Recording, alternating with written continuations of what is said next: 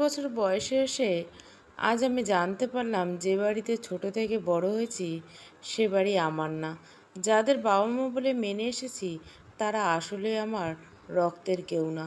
মাথাটা von von করে ঘুরছে, পায়ের নিচ থেকে যেন সব মাটি সরে যেতে লাগলো। তাহলে আমি কে? কি আমার পরিচয়? বাচ্চার কান্নার ধ্যান ভাঙলো। মাথা উঁচিয়ে তাকাতে দেখে স্ত্রী ছলছল চোখে আমার দিকে তাকিয়েছে। লজ্জায় চোখ নামিয়ে নিলাম। কী বা বলবো তাকে? কী বা বলার আছে আমার? বাবার দিকে তাকালাম, তিনি মাথা নিচু করে আছেন। তার মানে ভাইয়ের বলা প্রত্যেকটা কথা অক্ষরে অক্ষরে সত্যি। কাতর হয়ে বাবার পাশে গিয়ে পড়লাম। জানতে চাইলাম আমার বাবা মাকে।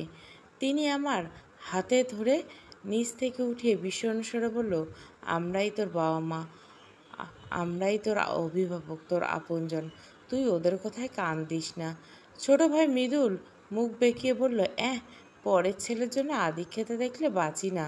অত আদিক্ষেতা না করে ওকে বাড়ি থেকে বিদায় করো বাবা। ও আমাদের কেউ না।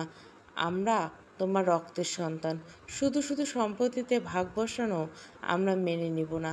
এর মধ্যে সুরাইয়া, ছোট বোন, ও বলল, তোমাদের জামাই ব্যবসা করবে, অনেক টাকা লাগবে, এমনিতে টাকায় কম পড়ে যাবে।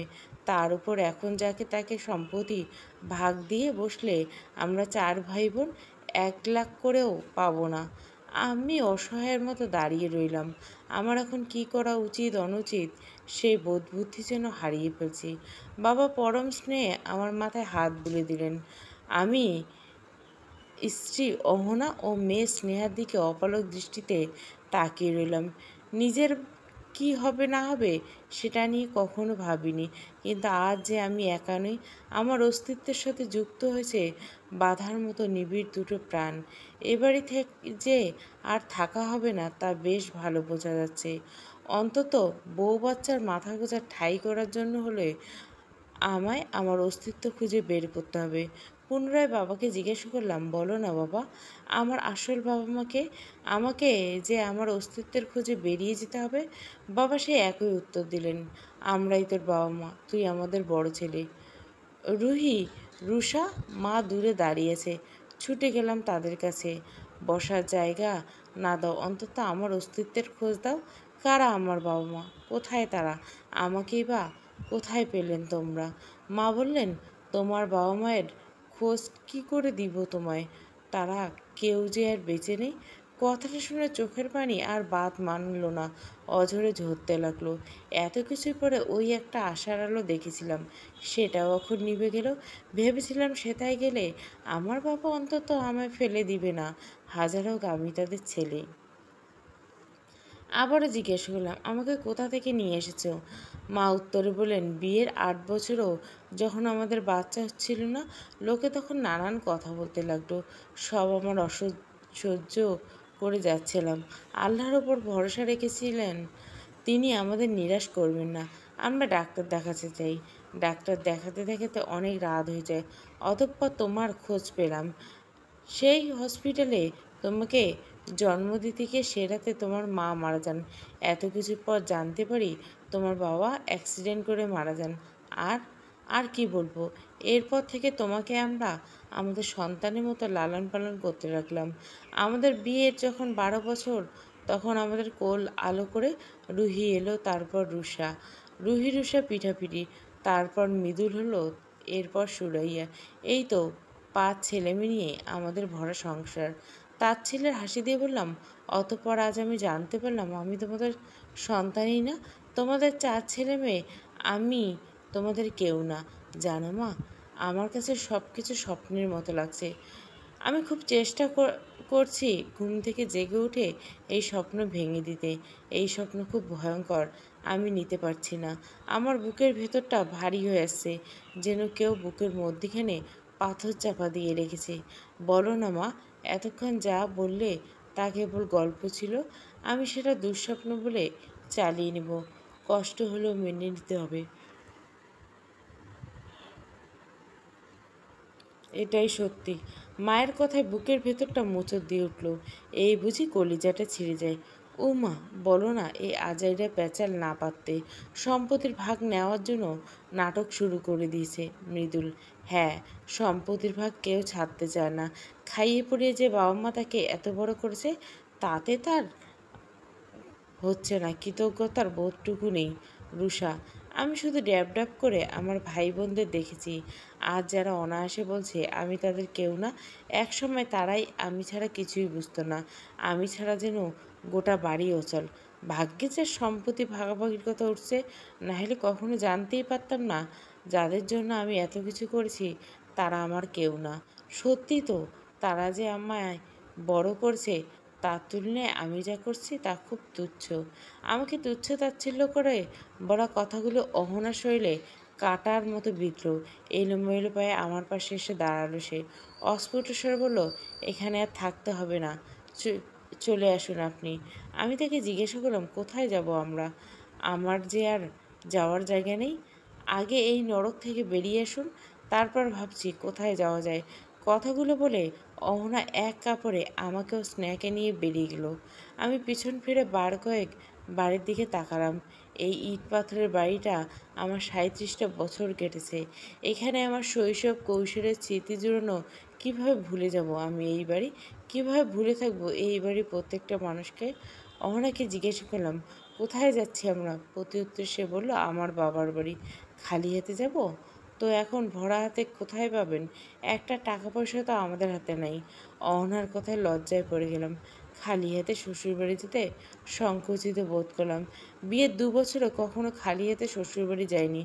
যখন যখন গিয়েছি হাতে ভরে বাজার সদাই করে নিয়ে গেছি। অহনা আমাকে স্বাভাবিক করার জন্য বলল, আপনার যখন টাকা হবে তখন আবার হাত ভরে বাজার সদাই করে পুষিয়ে নিন। আপাতত চলেন তো। কি একটা অস্বস্তিকরের মধ্যে পড়ে গেলাম আমি। না গিয়ে উপায় নেই। বাচ্চা মেয়েটা এখনও না খেয়ে আছে। অহনা তো কিছুই খায়নি। তাদের যে কিছু কিনে খাওয়াবো সেই সামর্থ্য আজ আমার নেই। পরক্ষণে মনে পড়ল, আমি যদি আজ ও বাড়ির ছেলে হতাম তাহলে কি তারা পারত আমাকে বের করে দিতে? সত্যি সত্যি আমার মা হতেন তাহলে যখন বেরিয়ে আসছিলাম তখন পেছন থেকে ঝাপটে ধরতেন, অথচ আফসোস উনি একবারও ডাকলেন না। ধ্যান ভাঙলো অহনার ডাকে। কী হলো, দাঁড়িয়ে রইলেন যে? চলো। সকাল গড়িয়ে দুপুর, প্রতিমধ্যে মেয়েটা কেঁদে উঠল। খুব খিদে পেয়েছে বোধহয়। পকেটে ছিল অল্প কিছু টাকা, যা দিয়ে বাকিটা পর যাওয়ার জন্য একটা রিক্সা ভাড়া করলাম।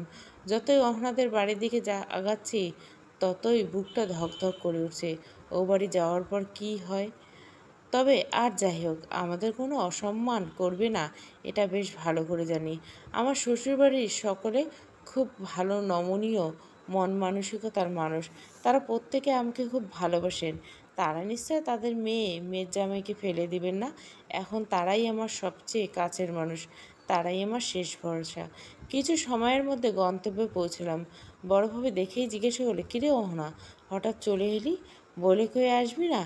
একা আসলে না হয় আলাদা কথা ছিল, জামাইকে যখন সাথে নিয়ে এসেছিস তখন আগে জানালেই পারতি। মেজোভাই বললেন, এবার দেখি তুই রিক্সা করে এলি, জামাইয়ের সব টাকা কি শেষ? মেজোভাবির কথায় মুখ টিপে হাসলেন বড়ভাবি। শাশুড়ি জারি দিয়ে বললেন, দুপুরের সময় এখন, মেজামাই এসেছে, যাও তাড়াতাড়ি রান্না বসাও। শাশুড়ি আহ্লাদ করে কাছে টেনে নিল স্নেহাকে। অহনা কাঁদো কাঁদো সরে বলল, এত ব্যতিব্যস্ত হতে হবে না, আমরা ও বাড়ি থেকে এক্কেবারে চলে এসেছি। বেশ কয়েকদিন থাকবো এখানে। কথাটা শোনা মাত্র বড় ভাইয়ের মুখ মলিন হয়ে গেল। মেজোভাবি রান্নাঘরের দিকে পা বাড়ালো, দু কদম গিয়ে সেখানেই থেমে গেলেন। শাশুড়ি আমাকে একটা রুমে বসতে দিয়ে অন্য আর একটা রুমে অহনাকে নিয়ে গেলেন। আসার প্রায় ২ ঘন্টা হয়ে গেল। আজ আর কপালে নাস্তা জুটে নেই। অন্য অন্য দিন আসা মাত্রই নাস্তার বাহার রয়ে যেত। হুট করে আসা হয়তো একটু ঝামেলায় পড়ে গেছেন ওনারা। কিন্তু আশ্চর্যের বিষয় হলো, এই ২ ঘন্টায় অহনা একবারের জন্য আমার কাছে আসেনি। বসতে বসতে বোরিং লাগছিল, তাই একটু হাঁটাহাঁটি করতে বেরোলাম।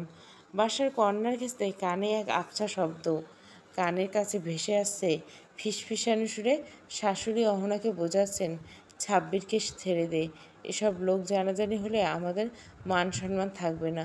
আমরা তোর ভালো চাই, তোকে আবার বিয়ে দিব, আরও ভালো ঘর, আরও ভালো থেকে ভালো করে খোঁজখবর নিয়ে বিয়ে দিব। এবার আর কোনো ভুল হবে না। স্নেহকে আমরা দেখে শুনে রাখবো, অনেক যত্ন আদর যত্ন করে বড় করব। অহনা বলল, মা এসব কি বলছো তুমি?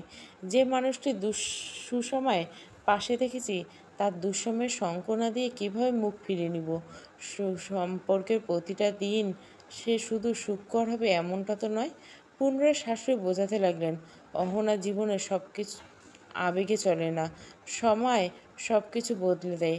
যাকে তুমি একদিন ভরসা বলতে সে আজ নিজেই ভঙ্গুর। আমি চাই না তুমি কষ্টে থাকো, তোমার ভবিষ্যৎ যেন আলোয় ভরে উঠুক। মা হিসেবে এটা চাওয়া কি আমার অপরাধ?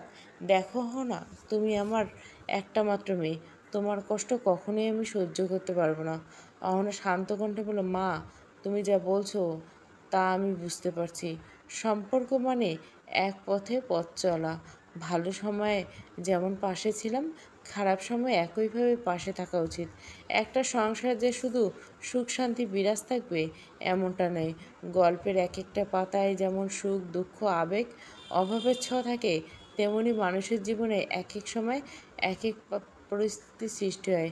শাশুড়ি দুঃখ মিশ্রিত স্বরে আবারও বললেন, দেখো সাব্বির গত 6 মাস থেকে বেকার। আমরা এটা নিয়ে কিচ্ছু বলিনি, কারণ আমরা ভেবেছি আজ না হোক কাল কিছু একটা করবে।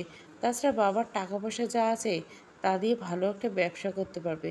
কিন্তু এখন তো সেটা নেই অহনা, আবেগ দিয়ে জীবন চলে না। তোমার নিজের কথা ভাবতে হবে, স্নেহের কথা ভাবতে হবে। যে ছেলে বাড়িঘর নেই, আয় রোজগার নেই, সে কীভাবে স্ত্রী সন্তানকে ভালো রাখবে? পা থরথর করে কাঁপতে লাগলো। সেখানে আর দাঁড়িয়ে থাকতে ইচ্ছে হলো না। পুনরায় রুমে প্রস্থান করলাম। খাটে শুয়ে চোখ দুটো একত্রিত করার চেষ্টা করলাম।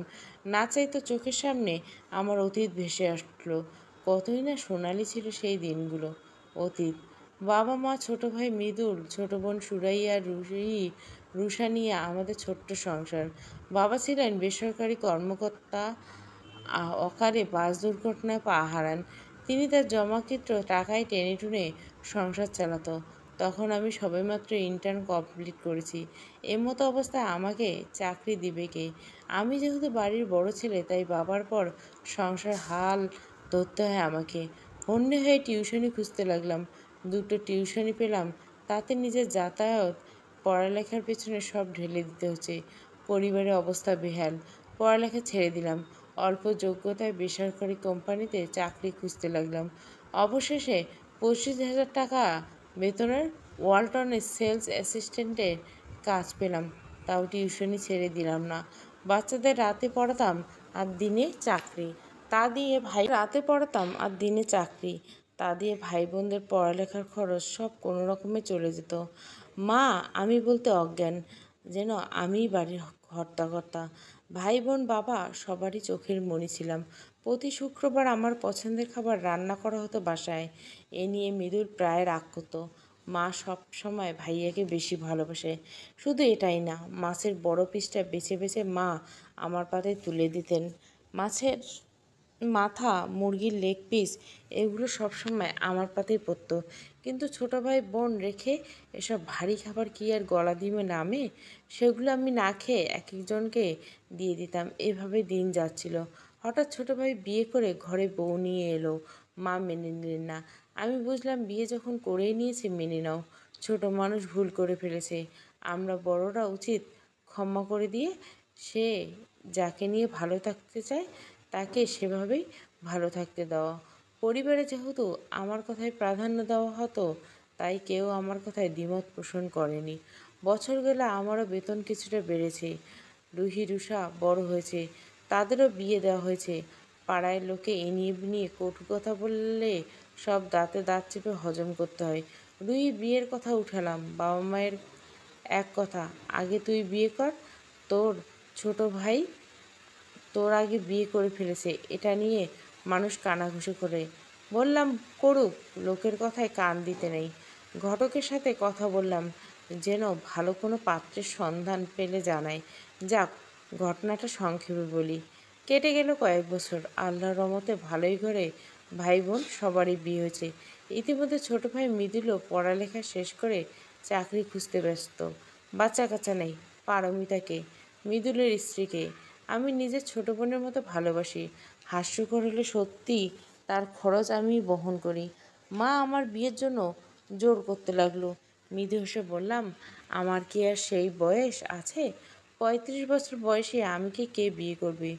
বয়স বড় কথা না, পরিশ্রমের চেহারাটা 35 বছর বয়সী লোকের মতো হয়েছে। কোন মেয়েই বা পছন্দ করবে? ভাই বোনদের কিস্তি তুলে বিয়ে দিয়ে সেই কিস্তি শোধ করতে করতে অর্ধেক জীবন পার হয়ে গেলেও বাকি জীবন না হয় এমনভাবেই কাটিয়ে দিব। ভাই বোনের জন্য কিছু করতে পারলে খারাপ লাগে না, ভালোই লাগে। বাবা আমার কথা শুনলেন না। তারাই অহনাকে আমার জন্য ঠিক করলেন। তাদের পছন্দের অহনাকে বিয়ে করি। এমনকি বিয়ের আগে একটি বারের জন্য আমি অহনাকে দেখিনি। আমার আস্থা ছিল আমার পরিবারের প্রতি। বিয়ে করলাম অহনাকে। মায়ের চোখের মণি। বৌমা কম, মেয়ে ভাবতেন বেশি। সংসারে সুখের অভাব ছিল না। মায়ের কাছে ভালো ছেলে, ভালো ভাই বোনের কাছে ভালো ভাই, স্ত্রীর কাছে ভালো একজন আদর্শ স্বামী, শ্বশুরবাড়ি আদরের জামাই, ব্যাস আর কি চাই জীবনে। মাস শেষে বেতনের অর্ধেক টাকা মায়ের হাতে তুলে দিলাম। এই পরিবার, এই মানুষজন, এরাই তো আমার সব। আমার কোনো বন্ধুবান্ধব ছিল না।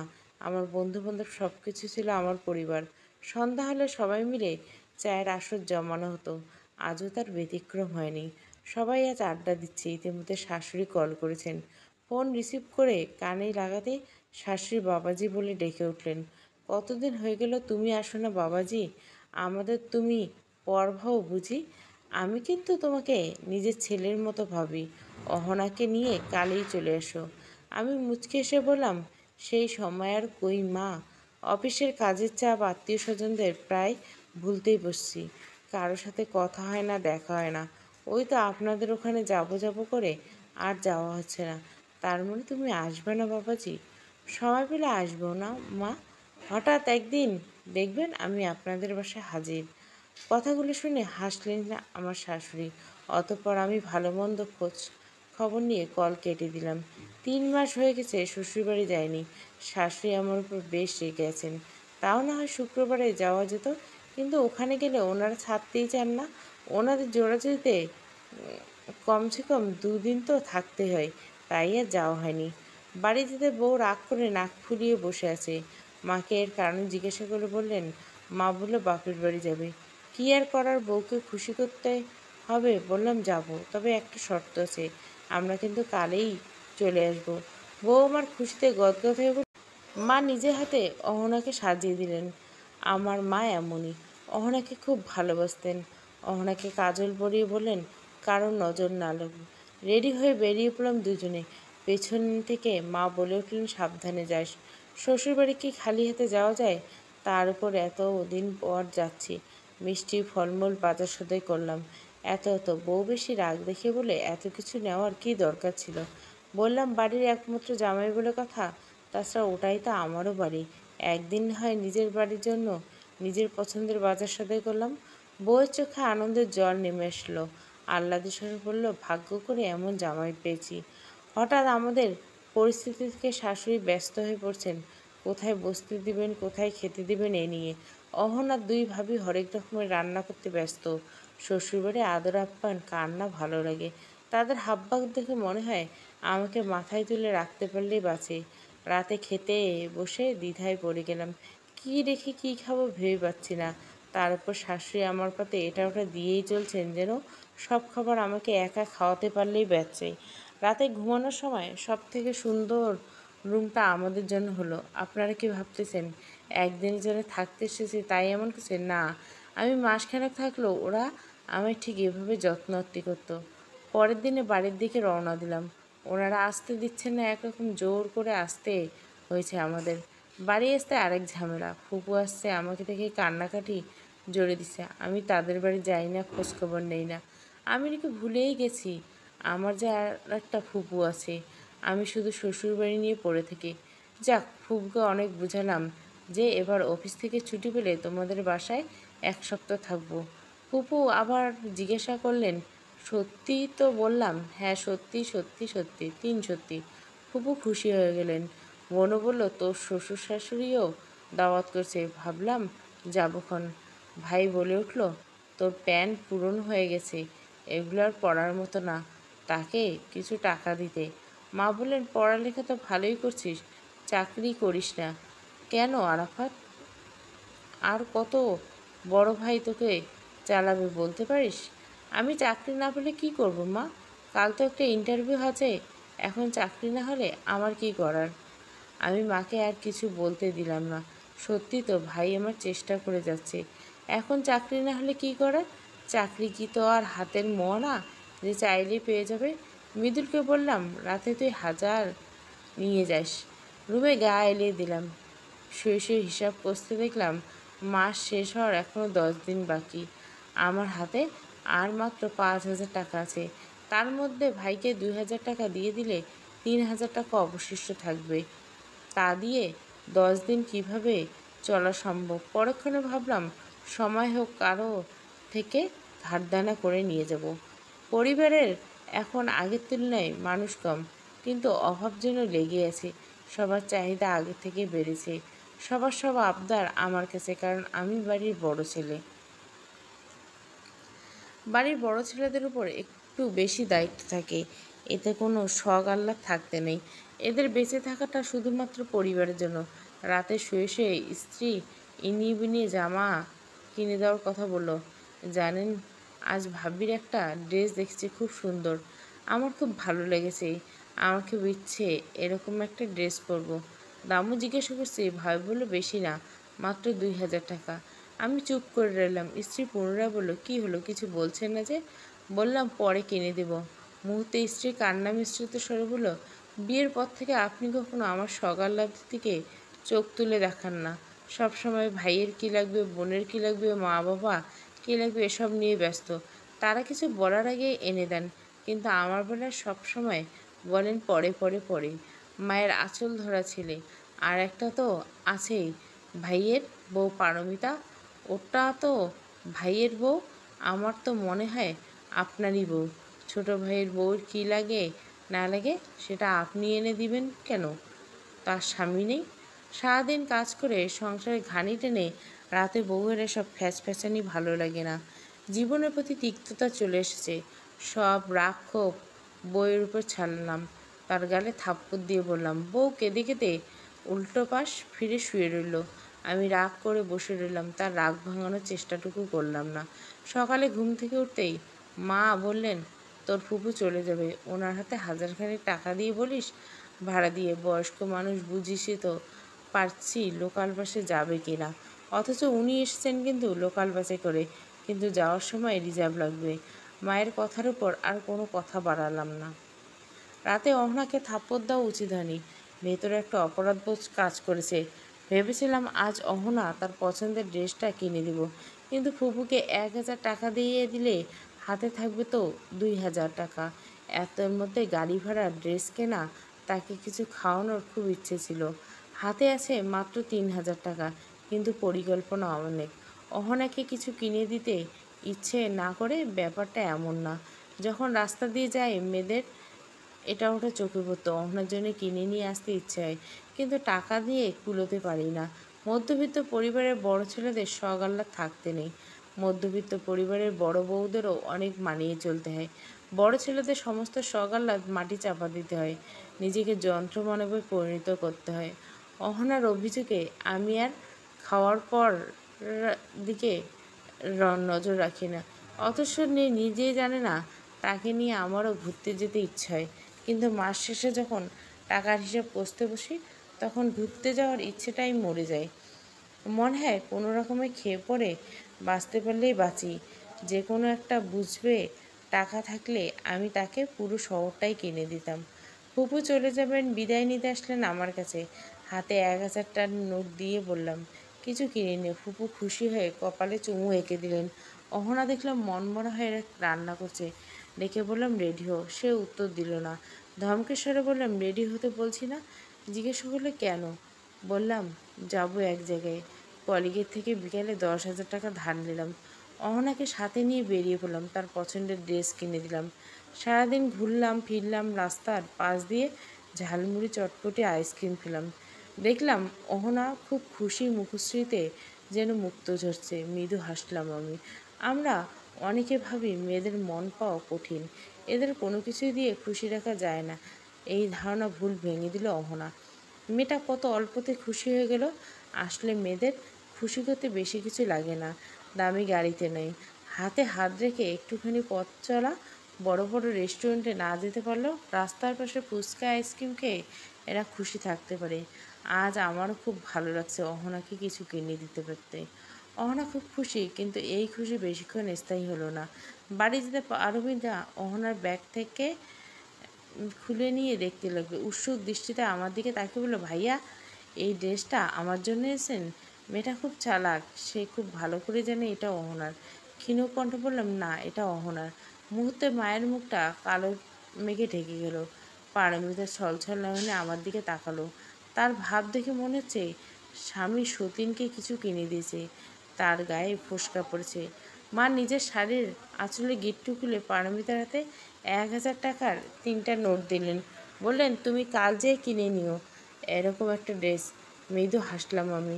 বাবার ওষুধের জন্য বেতনের অর্ধেক টাকা ওনার হাতে তুলে দেই, কিন্তু উনি সেই টাকা যাকে তাকে দিয়ে বেড়ান। সবাইকে এটা ওটা কিনে দিতে পারবো, আর বেলা কেউ ভাগ চাইতে পারবে না, বরং সবাই খুশি। কিন্তু অহনা কিছু কিনে দিলে মা ভাই সবার প্রশ্ন, পারমিতা বাড়ির ছোট, তার জন্য আনিনি কেন? কিন্তু পারমিতা যখন কিছু কিনে দেয় তখন কেউ একটি বাড়ির জন্য বলে না, বাড়ির বড় বউয়ের জন্য এনেছি। ঠিক করলাম টাকা না দিয়ে পারি রোজ অফিস শেষে অহনাকে নিয়ে আশপাশ ঘুরে দেখাবো। যেই কথা সেই কাজ। রোজ সন্ধ্যায় অহনাকে নিয়ে ফাঁকা রাস্তায় হাঁটতাম, মেয়েটাকে রেস্টুরেন্টে নিয়ে খাওয়াতাম পড়াতাম। কখনো কিন্তু রাস্তার পাশে ফুচকা চটপটি এসব কিনে দিতাম, আর তৃপ্তি ভরে খেত। তাতে পাড়ার সবার গা জ্বলা শুরু করলো। মায়ের কানের কাছে কুমন্ত্রণা দিতে লাগলো অনেকে। বউ নষ্ট হয়ে গেছে, রাত বেরোতে বাইরে যায়, এমন হলে সংসার আর টিকবে না, ঘুরে ঘুরে ছেলেটার মাথা খাবে, ছেলেটাও নষ্ট হবে। শুরু হলো মায়ের অশান্তি। বললাম তো, একা বাড়িতে বাইরে যায় না মা, আমি তাকে সাথে করে নিয়ে যাই। ব্যাস, আমার নামে শুরু হলো তকমার যোগ। সাব্বির বউ ভক্ত হয়ে গেছে। ছেলেদের জীবন এমনই হয়, বউ বলে মা ভক্ত, আর ফ্যামিলির অন্য অন্য সদস্য বউ ভক্ত। অথচ ছেলেটা পরিবারের সকলের কথা মাথায় রেখে শরীরের ঘাম ঝরায়। কেটে গেল বেশ কিছুদিন। মৃদুল চাকরি পেয়েছে। রোজ বাসে যাতায়াত করতে খুব কষ্ট হয়, যদিও সে বলেনি, কিন্তু তার মুখ দেখলে বোঝা যায়। বাড়ি এসে ক্লান্তিতে নুয়ে পড়া ছেলেটা, আমি না হয় এভাবে যাতায়াত করে অভ্যস্ত, কিন্তু সে এভাবে চলাফেরা করে অভ্যস্ত না। কয়েকদিন পর আমার বলল, ভাইয়া অফিস বাসা অনেক দূর যাতায়াত, অনেক কষ্ট করে ভাবছি চাকরি ছেড়ে দেবো। বললাম, চাকরি ছেড়ে দিলে কবে পাবি তার ঠিক নেই, এই চাকরিটা পেয়েছিস বহুত কষ্টে, তার চেয়ে আপাতত একটু কষ্ট কর, আমি কোনো ব্যবস্থা করতে পারি কি না। সে মাথা নাড়িয়ে সায় দিল। জমি দলিল দেখে ব্যাংক থেকে লোন নিয়ে মৃদুলকে একটা বাইক কিনে দিলাম। বাইক দেখে সে খুশি হয়েছিল, আবার মুখে বলেছিল, কী দরকার ছিল শুধু শুধু লোন নিয়ে আমাকে এটা কিনে দেওয়ার। উত্তরে বলেছিলাম, আমি যে আমার ভাই বোনের কষ্ট সহ্য করতে পারি না। সময় তার নিজ গতিতে চলছিল, সাথে আমাদেরও ভালোই সময় কাটছিল। তবে একটা কথায় আছে না, আয় অনুযায়ী ব্যয়।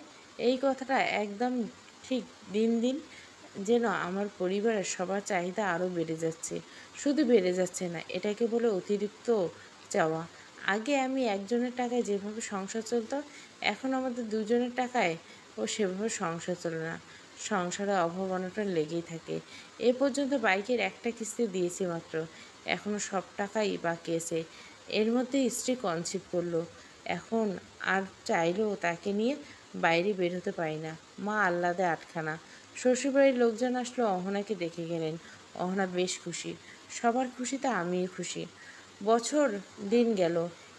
এই বছর দিনের মধ্যে আমাদের কোল জুড়ে এক রাজকন্যা এলো, স্নেহা।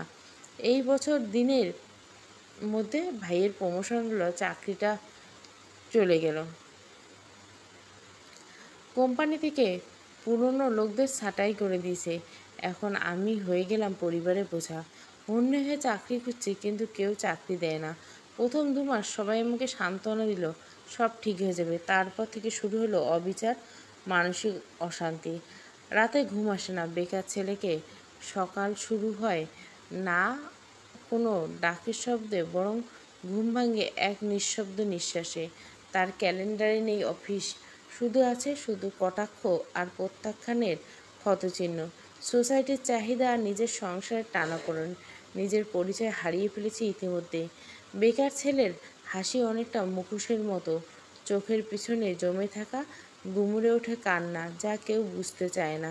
ইচ্ছে করলেও স্নেহকে মন মতো কিছু কিনে দিতে পারি না। এখন মা বাবা, ভাই, ভাইয়ের বউ, আমি অহনা খেতে বসলে মাসের সবচেয়ে ভালো পিসটা ভাইয়ের পাতে তুলে দেওয়া হয়। ভালো তরকারি রান্না হলে সবার আগে একটা বাটিতে করে ভাইয়ের জন্য আলাদাভাবে তুলে রাখা হয়। আমাকে ইনিয়ে বিনিয়ে কত কথাই না বলে, গায়ে মাখি না, কারণ আমি বাড়ির বড় ছেলে, তার উপর বেকার। ইদানিং লক্ষ্য করো, অহনার সাথে কেউ ভালো ব্যবহার করে না। মা পারমিতা সারাদিন টিভি দেখে আর অহনা একা বাড়ির সব কাজ করে। স্নেহা ঠান্ডা লাগবে এই ভয়ে আমি কিছু হাতে হাতে সাহায্য করতাম, কিন্তু তা নিয়ে কত কথা। আমি বউয়ের আঁচল ধরা, বউ ছাড়া কিছু বুঝি না। আমাকে বলা হলো বউকে মাথায় তুলে রেখে আমি যেন চুরি করে পরে ঘরে সব কাজ করি। তাদের কটাক্ষ করে বলা কথায় অহনা আমাকে নিষেধ করলো তাকে সাহায্য করতে। আমি আর করি না। একা একা কাজ করে বউ আমার হয়ে উঠলো পাক্কা গৃহিণী। এখন আর পরিবারে আমার দাম নেই। এটাই হয়তো নিয়ম নীতি। কামাই করবে ততদিন সবাই তোমার, শুধু তুমি সবার। যখন তোমার কামাই থাকবে না, তখন কেউ তোমার না, কেউ না। আমি শুধু তাকিয়ে দেখি মায়ের বিষাদ ভরা চাহিনি, বাবার চাপা দীর্ঘশ্বাস, আর আত্মীয়দের তীক্ষ্ণ কটাক্ষ করে বলা, অহনা অনেক করে বলেছিল সব টাকা এভাবে খরচা করবেন না, কিছু সঞ্চয় করেন, আমাদের তো সন্তান হবে, তার ভবিষ্যতের কথা চিন্তা করেন। উত্তরে আমি মুচকি এসে বলেছিলাম, সব কিছু উজাড় করে দিয়ে সংসারের টানাপোনা দিন শেষ হচ্ছে না। এখন আমি টাকা জমালে কি করে চলবে? সন্তান আল্লাহর ভরসা, আর বাবা মা, ভাই বোন, তারাও তো আমার আপনজন, তাদের তো আর ফেলে দিতে পারি না। অহনা বলছিল, তাদের ফেলে দেওয়ার কথা বলছি না, কিছু টাকা জমান, কখনো এমন সময় আসতে পারে যে আপনার হাতে একটা টাকাও থাকবে না। উত্তরে হেসে বলেছিলাম, তখন মা বাবা, ভাই আমায় চালিয়ে নেবে। এভাবে দিন চলছিল অবহেলা, অনাদরে। তারপর ভাই বললেন সে বিদেশে যাবে বউ নিয়ে, তাদের বাচ্চা হচ্ছে না, দেশের বাইরে গিয়ে ভালো চিকিৎসা নিতে হবে, তাকে যেন তার সম্পত্তির ভাগ দিয়ে দেওয়া হয়। বোন সুরাইয়া আসলো, তার জামাই বড় ব্যবসা করবে টাকা নিতে। রুহি রুষা আসলো, সবাই যখন নিজ নিজ সম্পত্তির ভাগ বুঝে নিবে, তখন আমরা কি দোষ করলাম? আমাদেরটা বুঝিয়ে দাও। আমি ধমক দিতে শুরু করলাম, এসব তোরা কি শুরু করছিস? বাবা জীবিত থাকতে তোরা সম্পত্তির ভাগ চাস? এই শিক্ষায় মানুষ হয়েছিস তোরা? ছি! তখন মুখের উপর মৃদুল বলে উঠল, তুই এত কথায় বলার কে? কে হোস তুই এই বাড়ি? দয়া করে যে থাকতে দিছি, এটাই বাবা মা, এটাই অনেক। আমি তার দিকে তীক্ষ্ণ দৃষ্টি নিক্ষেপ করলাম, কে হই মানে? আমি এবারই বড় ছেলে, আর তুই আমার সাথে তুই তুই করে করে কথা বলছিস কেন? তখন সেই উচ্চস্বরে বলল, কেউ না, তুই এবারই পালিত ছেলে। এক গাছের ছালকে আর এক গাছে লাগে, তুইও সেরকম। চাকরি বাকরি নেই, তাও যে তোকে আমরা খাইয়ে পরিয়ে এ বাড়িতে রেখেছি, এর জন্য আবার নিজেকে বাড়ির বড় ছেলে হিসাবে দাবি করে সম্পদের ভাগ চেয়ে বসিস না। এরপরে সব কিছুই তো আপনারা জানেন। এর মধ্যে ছোট্ট একটা কথা লুকিয়েছি আপনাদের থেকে, সেটা না হয় অন্য দিন বলবো। শোয়া থেকে উঠে বসলাম, জানলার দিকে তাকিয়ে দেখলাম রাতের নিস্তব্ধতা ভেদ করে শশীদীপ্ত ছড়িয়ে পড়ছে গগনে। জানলার গিল ধরে কতক্ষণ তাকিয়ে আকাশের দিকে তাকিয়েছিলাম, তার ইয়াত্তা নেই। কিছু মুহূর্ত পর অহনা এলো, হাতে এক কাপ চা নিয়ে। আমাকে প্রশ্ন করলো, ভালোই ঘুম হয়েছে দেখছি। আমি আসলাম টের পেলে না? জিজ্ঞেস করলাম কখন? বলল বিকেলে এসেছিলাম, খাবার খেতে ডাকতে এসে দেখি আপনি গভীর ঘুমে তলিয়ে গেছেন। ডাকতে কেউ ডাকিনি, ভাবলাম মানুষটা অনেক ক্লান্ত, একটু যখন চোখে ঘুম ধরেছে তখন না হয় ঘুমান। প্রতি উত্তরে মৃদু হাসলাম আমি। আজ নিজেকে খুব নিঃস্ব লাগছে। বারবার মনে হচ্ছে আমি আমার শেষ সম্বল হারাতে চলছি। আমার তো হারানোর মতো কিছু আহামরি কিছু নেই, কিন্তু যতটুকু আছে তা কেড়ে না নিলে হয়। রাতে খাবার খেয়ে পুনরায় সেই রুমে এসে শুয়ে পড়লাম। মেয়ে স্নেহাকে এখানে আসার পর থেকে দেখা পাইনি, নিজেও যাইনি তার কাছে। এই পোড়া মুখ নাই বা দেখালাম তাকে, যে বাবা তার জন্য কিছুই করতে পারেনি, মাথা গোঁজার ঠাঁইটুকু করতে পারেনি। অহনা এসে আমার কাঁধে হাত রাখলো, মিনমিন গলা বলল, মা কতদিন পর স্নেহাকে কাছে পেয়েছে, কোল থেকে সরাতেই চাইছে না, তাই আজ রাতটা না হয় মায়ের পাশে ঘুমাক। আমি মুচকে এসে বললাম, স্নেহা তো অজুহাত মাত্র। আমি জানি সবাই মিলে অহনাকে আমার থেকে দূরে সরানোর চেষ্টা করছে, তাও কিছু বললাম না, কারণ আমি অক্ষম। চোখে ঘুম আসছে না, ছটপটানিতে কাটছে প্রতিটি মুহূর্ত। কষ্টের মুহূর্তে রাতের আধারে গভীর হয়, পাখির কিচিরমিচির ডাক ভেসে আসছে কানে। আর সূর্য উঠছে, কিন্তু আমার দিন শুরু হয়নি, হয়তো আজও না, কিন্তু কোনো একদিন ঠিক রোদ্দুর নামবে আমার দিকেও, এই আশা নিয়েই প্রতিনিয়ত বেঁচে আছি। বড় ছেলে, প্রথম পর্ব।